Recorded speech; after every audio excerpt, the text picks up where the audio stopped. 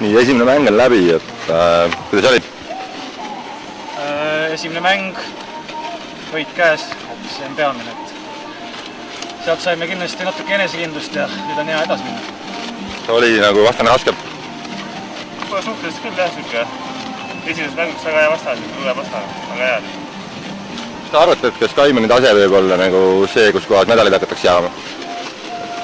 Oli kuulda, et nad olid eelmise korra võitjad vist Roodosel, et siis ma arvan küll, et äkki, aga noh, tibusid loeme hiljem, et...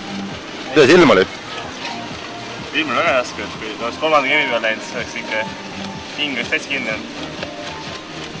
Päike, tuul. Päike kõrvetas ilusti jah, et peale iga pallivahetust oli ikka pulss oli lahes, et ega ta kerge ei olnud jah.